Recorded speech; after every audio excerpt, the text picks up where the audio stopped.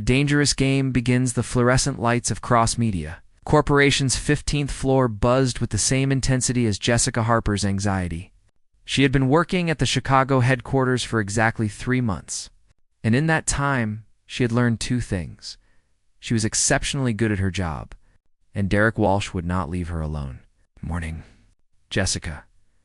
Derek's voice slithered across her cubicle partition before she even saw his face.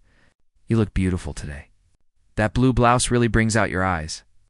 Jessica kept her gaze fixed on her computer screen, fingers frozen over the keyboard. "Good morning, Mr. Walsh. I'm just finishing the quarterly report you requested. Always so professional." Derek leaned against her desk, his cologne overwhelming the small space. "You know, we could discuss that report over dinner tonight. Just the 2 of us." This was the 4th dinner invitation this week. Jessica had exhausted every polite excuse in her repertoire. She had claimed prior commitments, family obligations, and even invented a sick cat. Nothing deterred him. "I really can't," Jessica said, her voice tight. "My schedule is completely packed." "Come on, sweetheart. A girl like you shouldn't be eating alone every night." "Right."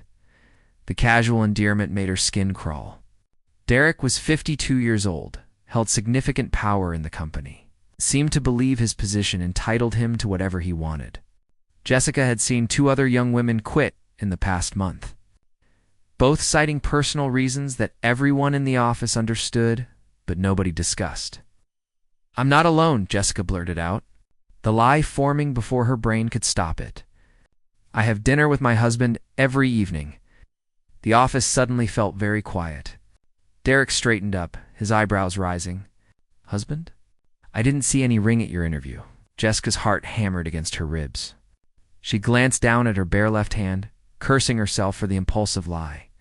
But she was too far in to back out now. "It's being resized," she said, forcing her voice to remain steady. "The band was too loose, and I didn't want to lose it." "Interesting." Derek's smile didn't reach his eyes. "You never mentioned a husband in your application? Prefer to keep my personal life separate from work?" Jessica finally met his gaze, channeling every ounce of confidence she didn't feel. "My husband is very private. He works in finance and travels frequently for business." "How convenient." Derek tapped his fingers on her desk, a gesture that felt like a threat. "Well, congratulations on your marriage. I'm sure your husband is a very lucky man." After Derek walked away, Jessica released the breath she had been holding. Her hands trembled as she returned to typing, but her mind was racing. What had she just done? The lie would only work temporarily. Eventually, people would ask questions, want to meet her fictional husband, or notice the continued absence of a wedding ring. An unexpected witness: the elevator doors opened on the executive floor, and Benjamin Cross stepped out, carrying a leather briefcase and an expression of exhaustion. At 34, he had built Cross Media Corporation from a small startup into a multimedia empire. But success had come with a price. His personal life was non-existent. His family constantly pressured him about marriage. And he hadn't had a genuine conversation with another person in months. Everyone wanted something from him. Business partnerships, social connections, his money, his influence. The loneliness was suffocating. As he walked past the open-plan office toward his corner suite, he overheard a conversation that made him pause. "Did you hear? Jessica Harper claims she's married," with someone from accounting, speaking in a hushed voice to a colleague. "No way. She's only been here 3 months. Who gets married and doesn't tell anyone?" Derek Walsh asked her out again, and she said she has a husband. But get this, she doesn't wear a ring. Sounds like a lie to get Derek off her back. "Can't say I blame her. He's relentless." Benjamin continued walking, but the conversation stayed with him. He had heard complaints about Derek Walsh before, whispered concerns that never quite materialized into formal reports. The company's HR department had investigated twice, but Derek was careful. He never crossed obvious lines, never left evidence, never gave his targets anything concrete to report.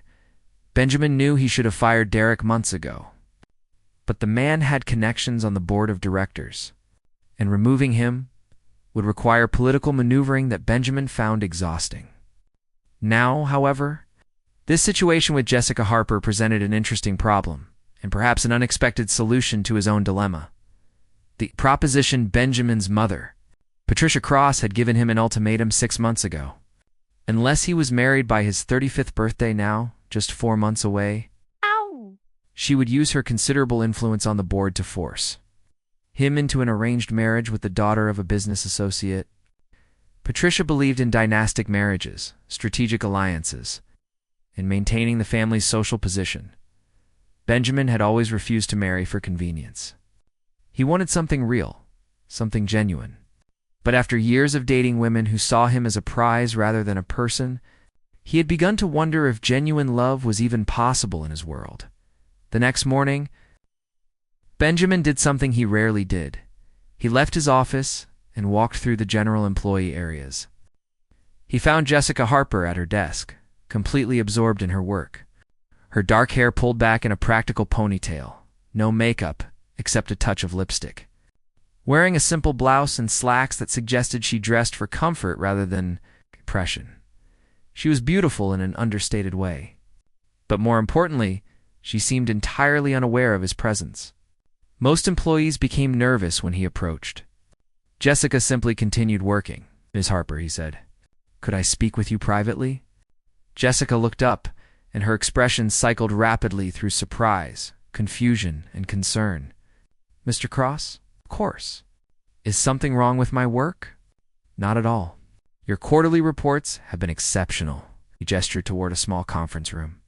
"This is about a different matter." Once they were behind closed doors, Benjamin studied her carefully. She fidgeted with her pen, clearly anxious, probably assuming she was about to be fired. He decided to be direct. "I overheard something yesterday," he said, "about your marriage." Jessica's face went pale. "I can explain. You don't need to. I understand why you lied." Benjamin sat down across from her. "Derek Walsh has been harassing you, and you needed protection. It was a clever solution, except for one problem." "I know. No ring, no proof, and eventually people will realize I made it up." Jessica's voice was barely above a whisper. "I'll resign. I shouldn't have lied. It was unprofessional. I have a different suggestion." Benjamin leaned forward. "What if we made your lie true?" Jessica blinked. "I don't understand." "I need a wife. You need a husband. We could help each other." "Are you seriously proposing marriage to a complete stranger?" "A marriage in name only," Benjamin clarified. "A contractual arrangement with clear terms and a defined endpoint. You would be protected from Derek Walsh and financially compensated. I would satisfy certain family obligations. After 1 year, we divorce quietly, and you receive a settlement that would let you start your own marketing firm if you wanted." Jessica stared at him like he had lost his mind. "This is insane." "Perhaps, but is it more insane than letting Derek Walsh continue harassing you? Or losing this job that you clearly need?" Benjamin pulled out a business card and placed it on the table. "Think about it. If you're interested, call me this weekend. If not, I'll make sure Derek Walsh transfers to a different department and leaves you alone." He left Jessica sitting in the conference room, knowing he had just gambled on something completely unprecedented. But as he returned to his office, Benjamin felt something he hadn't experienced in years. Hope that maybe, just maybe, this could work. The decision Jessica spent the entire weekend in her tiny studio apartment, staring at Benjamin Cross's business card as if it might suddenly explain itself. She called her best friend Amy, a nurse practitioner in Austin, and tried to explain the situation without sounding completely unhinged. "Let me get this straight," Amy said over the phone. "The CEO of a multi-million-dollar company wants to marry you because you lied about having a husband? When you say it like that, it sounds ridiculous." "Jessica, it is ridiculous. But here's the real question. What does your gut tell you?" Jessica looked around her apartment. The paint was peeling, the radiator clanked constantly, and she could hear her neighbors arguing through the thin walls. She sent half her paycheck home to Austin every month because her younger brother was trying to finish college and her parents were struggling with medical bills. This job at Cross Media Corporation was the best opportunity she had ever had. Losing it would devastate her family's financial situation. But more than that, The thought of facing Derek Walsh every day, knowing the harassment would only escalate, filled her with dread. My gut says I'm tired of being afraid, Jessica finally answered. I'm tired of powerful men thinking they can do whatever they want. And maybe, just maybe, this is a way to take back some control. Then call him. On Monday morning, Jessica arrived at work an hour early. She took the elevator to the executive floor, her hands sweating despite the building's air conditioning. Benjamin's assistant, an efficient woman named Carol, looked surprised to see her. I need to speak with Mr. Cross, Jessica said. He told me to come directly if I made a decision. Carol studied her for a moment, then nodded. He's expecting you. Benjamin's office was exactly what Jessica had imagined. Floor-to-ceiling windows overlooking Chicago's skyline, minimalist furniture, and an atmosphere of controlled power. He stood when she entered, setting aside a tablet. Ms. Harper, I take it you've made a decision? Jessica had rehearsed a dozen speeches during her sleepless weekend. She had planned to be professional, detached, to negotiate terms like a business transaction. Instead, she simply said, I'll do it. But I have conditions. Benjamin smiled, and for the first time Jessica saw genuine warmth in his expression. I'd be disappointed if you didn't. Moving in the penthouse apartment occupied the entire 42nd floor of a building in downtown Chicago, with views that made Jessica's breath catch in her throat. Floor-to-ceiling windows revealed the city sprawling beneath them. Lake Michigan stretching endlessly to the east, and at night, a million lights that transformed the urban landscape into something magical. Your room is down this hallway, Benjamin said, carrying one of her 3 suitcases. The contrast between his designer suit and her worn luggage was almost comical. It has its own bathroom and closet space. I had Carol stock some basics, but you should get whatever else you need. Jessica followed him through the apartment. Try not to gawk at the original artwork on the walls, the grand piano in the living room, or the kitchen that looked like something from a cooking show. Everything was modern, expensive, strangely impersonal. The bedroom Benjamin showed her was larger than her entire previous apartment. A king-size bed dominated the space, dressed in white linens that probably cost more than her monthly rent. A desk sat by the window, and French doors opened onto a private balcony. This is beautiful, Jessica said quietly. Thank you. We need to discuss the arrangement. Benjamin set down her suitcase. I've prepared a contract that outlines everything, but the basics are simple. We present ourselves as a married couple in public. We attend family events together. We're affectionate when people are watching.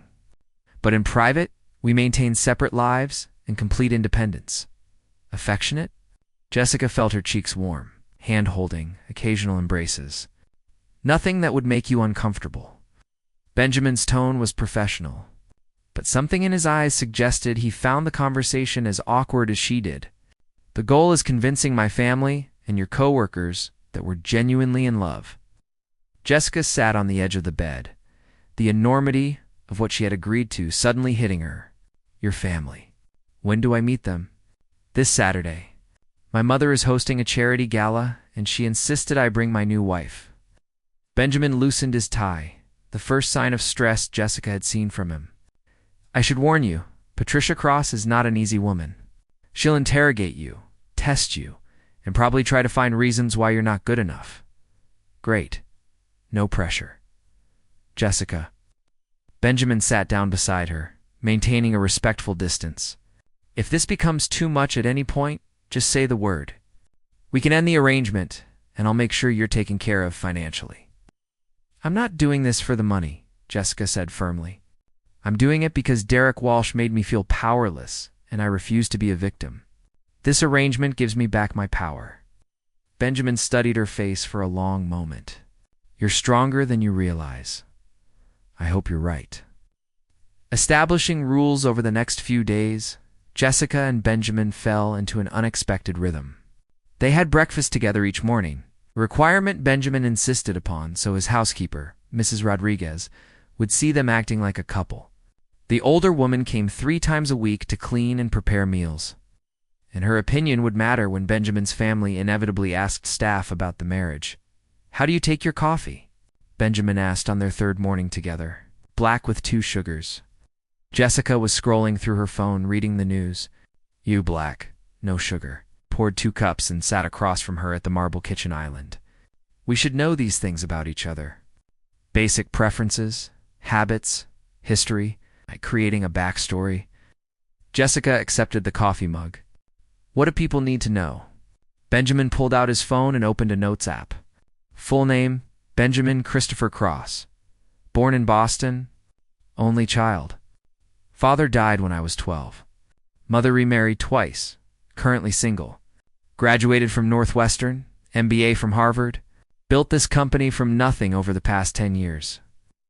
Jessica listened carefully, mentally cataloging the information.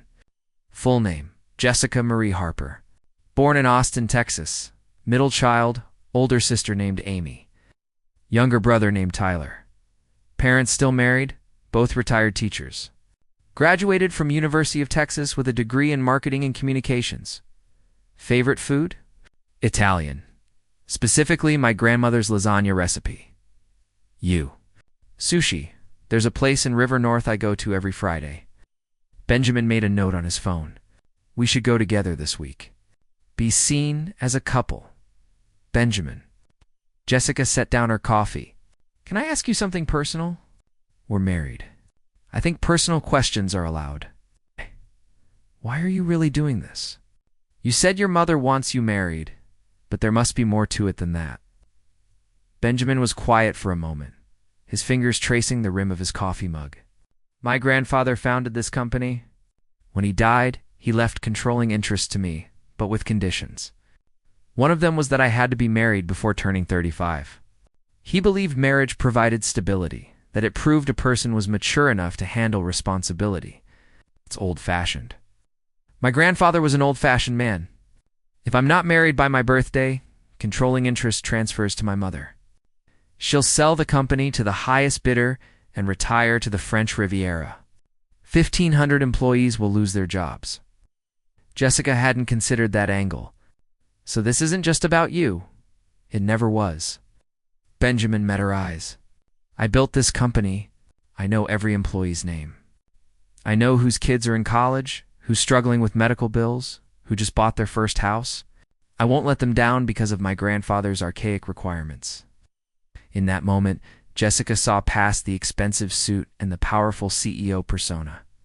She saw someone carrying an enormous burden, someone who put others before himself, someone fundamentally lonely despite being surrounded by people. We'll make this work, she said. I promise. The charity gala Saturday evening arrived too quickly. Jessica stood in front of her closet, staring at the new dresses Benjamin had insisted on buying. You'll need appropriate attire for these events, he had said, handing her a credit card with a limit that made her dizzy. She had protested initially, but Amy had talked sense into her over the phone. Jessica, if you're going to play the part, you need to look the part. Take the nice clothes and use them to your advantage. Wearing a floor-length emerald green gown that hugged her curves and made her feel like someone from a movie, Jessica barely recognized herself in the mirror. A professional stylist Benjamin had hired earlier that day had done her hair in soft waves and applied makeup that enhanced her features without looking overdone. You look stunning. Benjamin appeared in her doorway wearing a perfectly tailored tuxedo. For a moment, they both simply stared at each other. You clean up pretty well yourself, Jessica managed to say. Her mouth suddenly dry. The drive to the Four Seasons Hotel was quiet, both of them preparing for the performance ahead. Benjamin reached over and took her hand, and Jessica's heart skipped, despite knowing it was just practice. Remember, he said softly, you belong here just as much as anyone else. Don't let my mother intimidate you. The ballroom was filled with Chicago's elite, politicians, business moguls, celebrities, and old money families who had been influential for generations. Crystal chandeliers cast rainbow prisms across the crowd. A string quartet played classical music, and waiters circulated with champagne and hors d'oeuvres that probably cost more than Jessica's weekly grocery budget. Benjamin, darling. A woman's voice cut through the ambient noise. Patricia Krause glided toward them, wearing a designer gown and enough diamonds to fund a small country. She was 63 years old, but looked a decade younger, her face showing the telltale signs of expensive cosmetic work. Mother. Benjamin kissed her cheek. This is my wife, Jessica. Patricia's smile was warm, but her eyes were calculating as they swept over Jessica from head to toe. How lovely to finally meet you. Benjamin has been very secretive about his whirlwind romance. It's wonderful to meet you, Mrs. Cross. Ow. Jessica extended her hand, which Patricia took briefly before releasing. Please call me Patricia. We're family now. The words were kind, but something in her tone suggested she didn't truly mean them. Tell me, Jessica, how exactly did you capture my son's heart? He's been resistant to marriage for so long. Benjamin's hand tightened slightly on Jessica's waist, a warning signal they had discussed. This was the interrogation he had predicted. I think we captured each other's hearts, Jessica said, looking up at Benjamin with what she hoped appeared to be genuine affection. I wasn't looking for romance. I was focused on my career, but Benjamin was persistent. Persistent? Patricia's eyebrow rose. That doesn't sound like my son. He's usually quite reserved. When you know something is right, you don't hesitate. Benjamin pulled Jessica closer. The moment I saw Jessica, I knew she was different from anyone I had ever met. How romantic. Patricia's tone suggested she found it anything but romantic. And your family, Jessica? What did they do? Here it was, the class interrogation disguised as polite conversation. Jessica had prepared for this moment, had practiced her answers. But facing Patricia's cold scrutiny made her previous confidence waver. My parents were teachers in Austin. They're retired now. My sister is a nurse practitioner, and my brother is finishing his degree in computer science. Teachers. How noble. Patricia sipped her champagne. Benjamin, your father would have had interesting thoughts about this match. The comment was designed to wound, to remind Jessica that she didn't come from money or influence. Benjamin's jaw tightened, and Jessica felt him start to respond, but she squeezed his hand. I'm sure he would have, Jessica said calmly. But I hope he would have recognized that love doesn't come with a pedigree. Benjamin and I may come from different backgrounds, but we share the same values: hard work, integrity, and loyalty. For a moment, Patricia's mask slipped, revealing surprise. Then she recovered, her smile sharpening. How well put. Benjamin certainly chose someone articulate. Now, if you'll excuse me, I must greet the mayor. We'll speak more later. After Patricia walked away, Benjamin released a breath. You were perfect. She hates me. She doesn't hate you. She's testing you. Benjamin guided her toward the bar, and you passed with flying colors. Unexpected chemistry. The rest of the evening passed in a blur of introductions, small talk, and careful performance. Jessica met Benjamin's business associates, his mother's society friends, and several board members who all seemed curious about the mysterious woman who had convinced Chicago's most eligible bachelor to settle down. Through it all, Benjamin remained at her side, attentive and protective. His hand stayed on her waist, or holding hers. He laughed at her jokes, looked at her with apparent adoration, and played the part of a devoted husband so convincingly that Jessica sometimes forgot it was an act. Around midnight, the quartet began playing a slower song, and couples moved on to the dance floor. Benjamin extended his hand. Dance with me? I should warn you, I'm not a great dancer. Just follow my lead. Pulled her close, one hand on her waist and the other holding hers as they swayed to the music. Jessica was acutely aware of how perfectly they fit together. How his cologne smelled like cedar and something spicy. How his hand felt warm and solid against her back. Thank you for tonight, Benjamin said quietly, his lips close to her ear. I know this wasn't easy. Your mother is formidable. It's a diplomatic way of putting it. He spun her gently, and Jessica laughed despite herself. But you handled her perfectly. I was impressed. Had a good teacher. You've been coaching me all week. They danced in silence for a moment, and Jessica became aware that people were watching them. Patricia stood at the edge of the dance floor, her expression unreadable. Other guests whispered and smiled, clearly charmed by the image of the newlyweds. Jessica. Benjamin's voice was different now, softer, more uncertain. Can I ask you something? Of course. Do you ever wonder what this would be like if it were real? Jessica's heart stuttered. She looked up at him, finding his eyes already on hers, and the intensity there took her breath away. "I think about it sometimes," she admitted. "So do I." The music swelled around them, and without thinking, Jessica leaned closer. Benjamin's hand moved from her waist to her face, his thumb brushing her cheek. The entire ballroom seemed to fade away until it was just the two of them moving together, connected by something neither of them could quite name. "We should be careful," Jessica whispered. "This is dangerous, I know." But Benjamin didn't pull away, and neither did she. When the song ended, they stood together for a moment longer than necessary before the spell broke. Benjamin cleared his throat and stepped back, his professional mask sliding into place. "We should probably make our rounds before leaving, right? Of course." Jessica smoothed down her dress. Her heart still racing, they said their goodbyes and made it. Through another hour of socializing, before finally escaping to Benjamin's car. The drive home was quiet, both of them lost in thought. The air between them charged with unspoken questions. Late-night confessions back at the penthouse. Jessica kicked off her heels with relief and collapsed onto the living room sofa. Benjamin loosened his bow tie and poured 2 glasses of wine, handing one to her before sitting on the opposite end of the couch. "To surviving your mother," Jessica said, raising her glass. "To you, surviving my mother." Benjamin clinked his glass against hers. "Seriously, Jessica, you were incredible tonight." The board members were charmed. The society ladies approved, and even my mother seemed grudgingly impressed. "I'm exhausted from all that performing."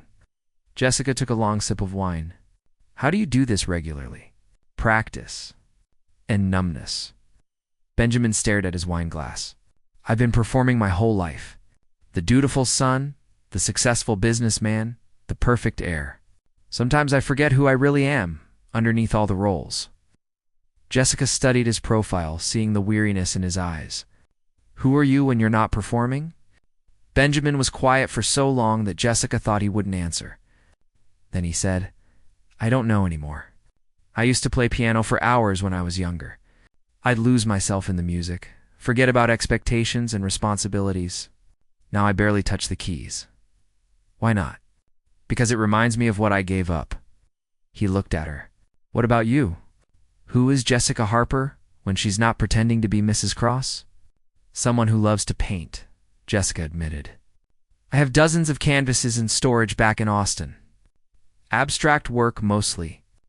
My parents thought it was a waste of time, said I needed a practical career, so I chose marketing instead." "Do you regret it?" "Sometimes. But practical paid the bills and helped my family. Art couldn't do that." They sat in comfortable silence, sipping wine and looking out at the glittering city below. The wall between them, carefully maintained since the beginning of their arrangement, felt thinner than before. "Can I show you something?" Benjamin stood abruptly and walked to the piano. He sat down and began to play, his fingers moving across the keys with surprising grace. The melody was beautiful and melancholy, filling the apartment with emotion that Benjamin couldn't express in words. Jessica watched him, seeing a side of him she hadn't known existed. This wasn't the powerful CEO or the dutiful son. This was the real Benjamin, vulnerable and talented and achingly lonely. When the song ended, he looked at her. "That's who I am. Someone who wishes he had chosen differently."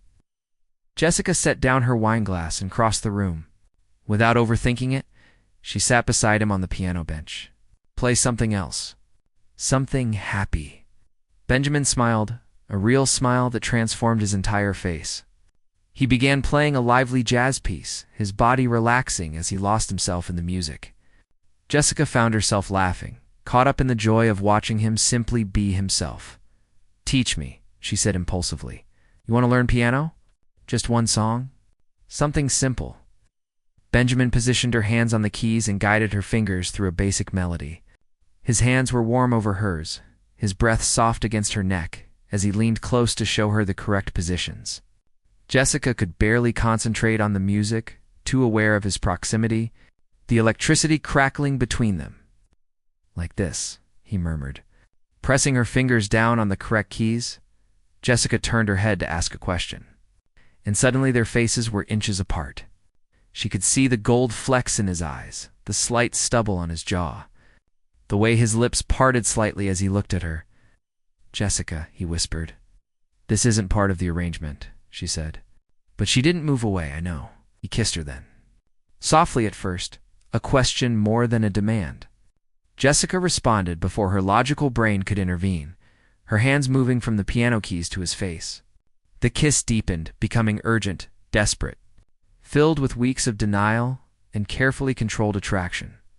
When they finally pulled apart, both breathing hard, reality crashed back down. "We can't do this," Jessica said, even as every part of her protested the words, "You're right. This complicates everything." Benjamin stood up from the piano bench, running his hand through his hair. "I apologize. That was unprofessional, Benjamin. We should get some sleep." "Good night, Jessica." He left the room quickly, leaving Jessica alone with the echo of piano music and the memory of a kiss that changed everything. The morning after, Jessica woke up to sunlight streaming through her bedroom windows and the smell of fresh coffee. For a moment, she forgot where she was. Then the events of the previous night came flooding back: the gala, the dance, the piano, and the kiss that had set her world on fire. She groaned and pulled a pillow over her face. What had she been thinking? The arrangement was supposed to be simple, professional, temporary. No, she had gone and developed real feelings for Benjamin, and worse, he seemed to feel something for her too. A soft knock on her door made her sit up. "Come in." Benjamin entered, carrying a breakfast tray, his expression carefully neutral. He was already dressed for the day in casual slacks and a button-down shirt, looking unfairly handsome even in such simple clothing. "Peace offering," he said, setting the tray on her bedside table. "Fresh croissants, fruit, and coffee with 2 sugars. You didn't have to do this. I wanted to apologize for last night. I crossed a line." Benjamin sat on the edge of her bed, maintaining a respectful distance. "This arrangement only works if we maintain boundaries, and I violated that. It won't happen again." Jessica should have felt relieved. Instead, disappointment washed over her. Right, boundaries, of course, unless... Benjamin paused, seeming to struggle with his words. "Unless we both agree to adjust the terms of our arrangement. What I'm feeling isn't pretend anymore, Jessica. When I'm with you, I forget that this started as a business deal. You make me laugh, challenge me. You see past the CEO to the person underneath. He met her eyes, but I won't pursue anything unless you want it to. Your comfort and consent matter more than my feelings." Jessica's heart pounded. "I don't know what I want. This is all so confusing." "Then let's not decide anything right now. Let's just take things one day at a time and see what happens naturally." Benjamin stood up. "I have some work to catch up on in my office. Join me for lunch later." "Okay," and Benjamin, "Thank you for being honest." After he left, Jessica ate her breakfast and tried to sort through the tangle of emotions in her chest. She had entered this arrangement to escape harassment and gain financial stability. Falling in love wasn't part of the plan, but her heart, it seemed, hadn't read the contract. The X returns Monday morning at Cross Media Corporation started normally enough. Jessica arrived at her desk to find a stack of new project proposals and an email from Derek Walsh that simply read, "Noticed you're wearing a ring now. Congratulations on your marriage." The message was polite on the surface, but Jessica detected an undercurrent of skepticism. She had started wearing the wedding band Benjamin gave her, a platinum ring with small diamonds that caught the light with every movement. It felt strange and wonderful at the same time. Around noon, Jessica was in the break room making coffee when she overheard 2 receptionists talking in hushed voices. "Did you see who just arrived? Rachel Thompson?" She went straight to Mr. Cross's office. "Isn't that his ex-girlfriend? It's the one from the magazine covers?" "It's the same. I wonder what she wants. She looks upset." Jessica's stomach dropped. She had known Benjamin had a past, but hearing about an ex-girlfriend showing up unannounced made her realize just how little she actually knew about his romantic history. She returned to her desk and tried to focus on work, but her mind kept wandering to the executive floor. Who was Rachel Thompson? Why was she here? Why did Jessica care so much when this was supposed to be a fake marriage? An hour later, Benjamin texted her, "Can you come to my office? We have a situation." Jessica's hands trembled slightly as she rode the elevator up. Benjamin's assistant Carol looked stressed when she arrived. "Go right in. They're waiting for you." Inside Benjamin's office, a woman sat in one of the leather chairs facing his desk. She was breathtakingly beautiful, long blonde hair, perfect features, wearing a designer suit that screamed old money. When she turned to look at Jessica, her blue eyes were cold. "So this is the new wife," Rachel said, her voice dripping with contempt. "How quaint. Jessica, this is Rachel Thompson." "Rachel, my wife Jessica." Benjamin's voice was tight with tension. "It's nice to meet you," Jessica said, even though every instinct told her it wasn't nice at all. "I'm sure it is." Rachel stood up, towering over Jessica in her expensive heels. "Tell me, how much is he paying you?" Jessica felt as if she had been slapped. "Excuse me? Oh, please. I know Benjamin. I know how his mind works. This marriage is obviously fake." Rachel pulled out her phone and showed them a series of photos. "I hired an investigator. Look at this. 3 months ago, Jessica Harper lived in a rundown apartment and rode the bus to work. Then suddenly, she marries one of Chicago's wealthiest men. It's obviously a business arrangement." Benjamin's face went pale. "Rachel, you're way out of line. Am I the only one brave enough to point out the obvious?" Rachel turned back to Jessica. "You're lying to everyone. His family, his business associates, his employees. When the truth comes out, and it will, you'll destroy his reputation and the company. That's enough." Benjamin stood up. "Whatever Jessica and I have is none of your concern. It becomes my concern when you're making a mockery of marriage." Rachel's composure cracked slightly. "We dated for 2 years, Benjamin. 2 years of you saying you weren't ready for commitment. Then 3 months after we break up, you marry a nobody from Texas. Don't insult my intelligence." Jessica found her voice. "Maybe he wasn't ready for commitment with you specifically." Rachel's eyes widened with shock, then narrowed with fury. "You have no idea who you're dealing with, little girl. Have connections, influence, and enough money to destroy your pathetic life, and yet you're here, desperate to get Benjamin back, using threats instead of genuine emotion." Jessica stepped closer, surprising herself with her own courage. "If you really loved him, you'd want him to be happy. But this isn't about love. It's about pride and control. How dare you leave Rachel?" Benjamin came around his desk. "If you try to expose anything about my marriage, I'll release the information about why we really broke up. I don't think your father's political campaign would appreciate the scandal." Rachel's face flushed with anger, but she collected her purse and walked to the door. "This isn't over, Benjamin. You're making a huge mistake." After she left, Jessica collapsed into the chair Rachel had vacated. What just happened? Rachel happened. She's always been vindictive when she doesn't get her way. Benjamin poured 2 glasses of water from the pitcher on his desk and handed one to Jessica. "I should have warned you about her. Why did you break up?" Benjamin sat on the edge of his desk. "Because she wanted to marry me for my money and social status. She said as much during one of our fights, when I ended things. She took it as a personal insult rather than accepting we weren't right for each other. Will she really expose us? She might try. But she's bluffing about evidence. An investigator would find that you moved into my place and we got married quickly. But that's not proof of anything except a whirlwind romance." He looked worried despite his reassuring words. "Still, we need to be more careful. If too many people start questioning the marriage, it could cause problems." Jessica nodded, feeling the weight of their deception more heavily than before. "Maybe we should cool things down. No more late-night piano sessions or moments that blur the lines. Is that what you want? It's what makes sense?" Benjamin studied her face for a long moment. "All right, professional distance it is." As Jessica returned to her desk, she felt a hollow ache in her chest. They were doing the right thing, the smart thing. So why did it feel so wrong? Family pressure intensifies over the next 2 weeks. Jessica and Benjamin maintained careful distance. They still had breakfast together and attended necessary social events. But the warmth between them had cooled to polite civility. It was exactly what they had agreed to, and it made Jessica miserable. The situation came to a head when Patricia Cross invited them to a family weekend at the Cross estate in Lake Geneva, Wisconsin. Yet the sprawling property had been in the family for 3 generations, and Patricia wanted to introduce Jessica to various aunts, uncles, and cousins. "We don't have to go," Benjamin said when he told her about the invitation. "I can make an excuse." "No, we should go. That's what a real couple would do." Jessica forced enthusiasm she didn't feel. "Besides, I should meet your extended family." The drive to Lake Geneva took 2 hours. Benjamin barely spoke, focused on the road, while Jessica watched the landscape change from urban Chicago to rural Wisconsin.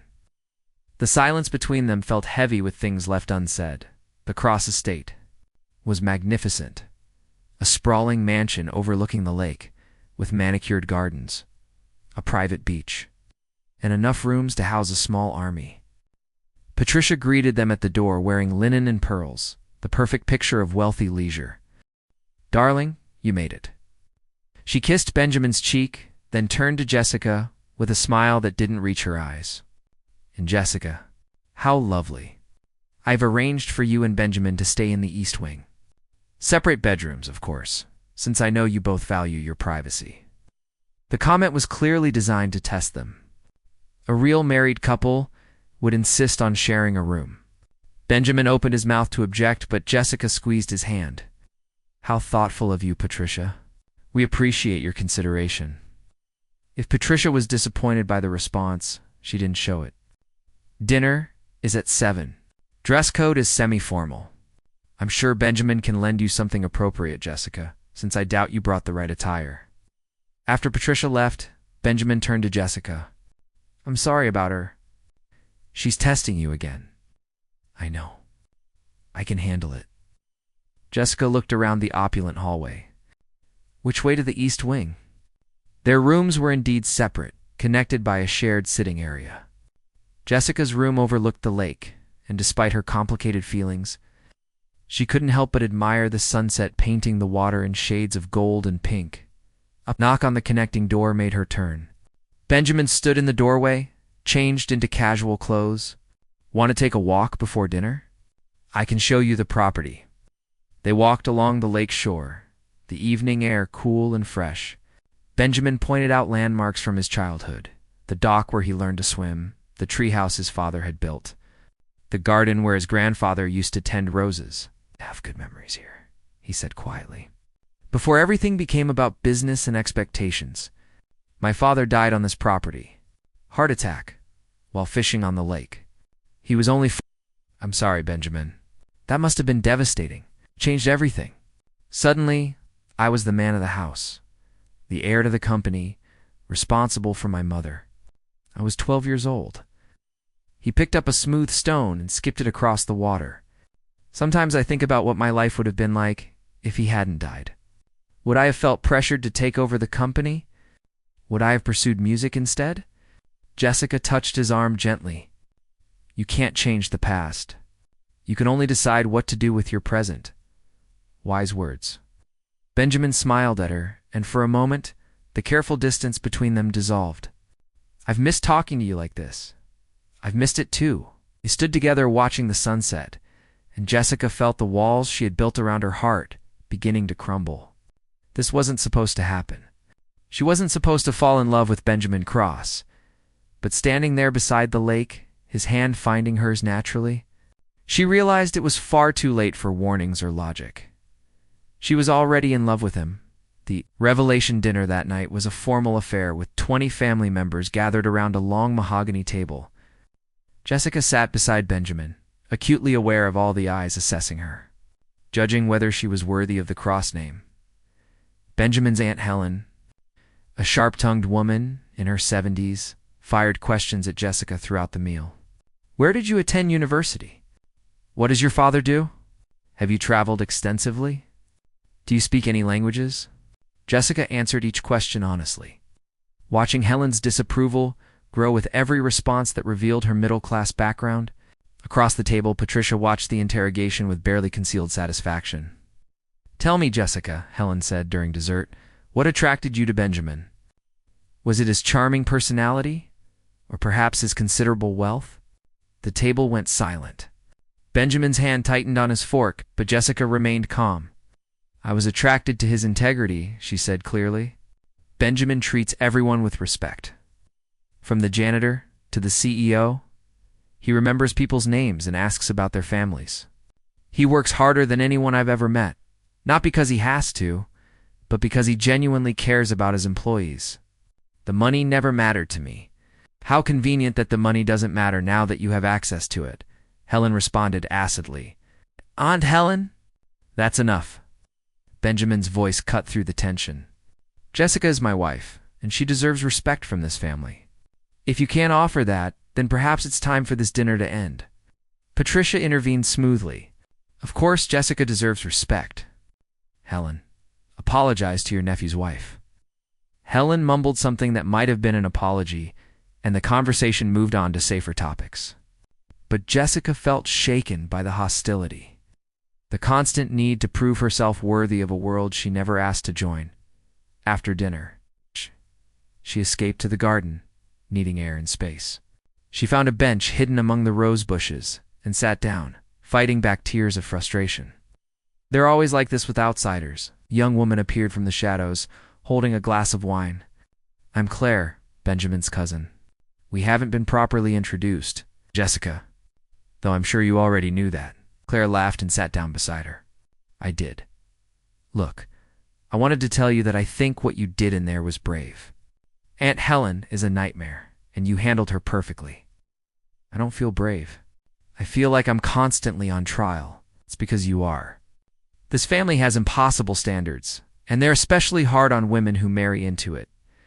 Claire sipped her wine. Can I give you some advice? Please. Stop trying to prove you belong. You married Benjamin, which means you do belong, whether they like it or not. Stand your ground, be yourself, and eventually they'll either accept you or realize they don't matter.